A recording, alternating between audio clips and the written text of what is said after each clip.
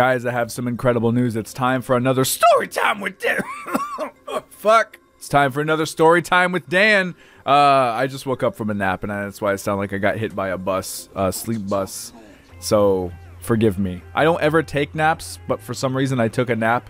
And I know why I don't ever take naps. I just like to remind myself that I always feel like shit after I take a nap.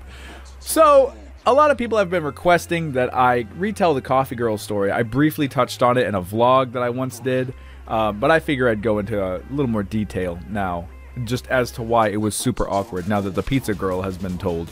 So, it was one day after work, me and my now ex went to go get some dinner from an amazing burrito joint. A taqueria?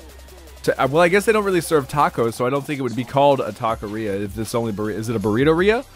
Or is it a burritory? Because they concoct some dope, nasty fucking experiments in there, and they're awesome. I don't know, but you can customize a burrito and make it any way you want. That was delicious. So, afterward, we decided to get some coffee from what used to be the best damn coffee shop in town. They closed it down, opened up a new one with a new name, and now they serve distilled tap water, which is a fucking disgrace. But, so...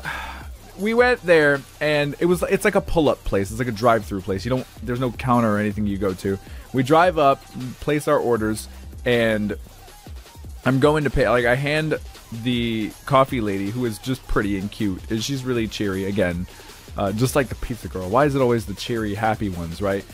I hand her the card. She closes the window, rings it up, and as she's opening the window to hand me back the card, I just have this sneezing. I'm just sneezing everywhere. Just sneezing fit from hell. Blasting the steering wheel with fucking sneeze and snot. Eyes are super teary. It is just everywhere. Like, just dripping down my face. I look like I had just got done watching fucking Spanish soap operas because it's just my tears were just dripping, okay?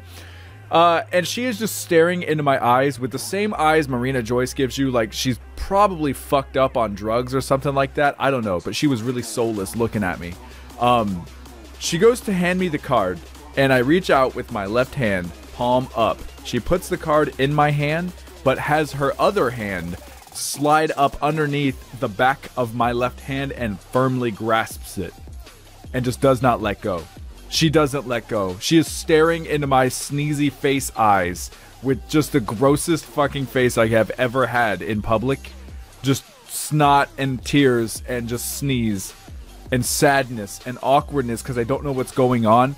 And the worst part is, my ex was in the car. Like, at the time we were dating, but she was in the car with me the whole fucking time. And she's not letting go for like a good 30 seconds, just staring into my eyeballs.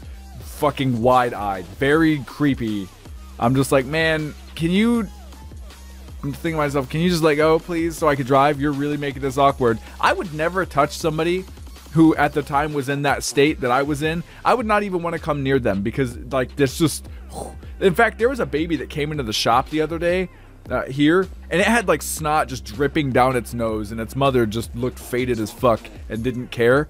But it just was just dripping down its face, and I was super grossed out. I even handed them a box of tissues and told them to keep the entire box because I didn't want it back. So I would never have touched somebody's hand like the coffee lady touched my hand, and I damn sure would never have held it and stared into their face because, man, I felt super awkward. It was just a really not fun scenario to be in. Something super sucked that happened a couple days later is I went back to the coffee place to get myself something. I was by myself this time, and she was the one who rung me out, and she just still stared at me but didn't touch my hand or anything like that. I made damn sure to hold the corner of the card when I gave it to her so I could retract my hand as fast as possible because I wasn't about to deal with that. If she would hold my hand when I looked like just a nasty leaking trash bag full of hatred and sadness, then yeah, she would definitely held my hand if I looked clean. Or maybe she wouldn't. Maybe she was only into the, you know, leaky sadness death trash bag, Dan.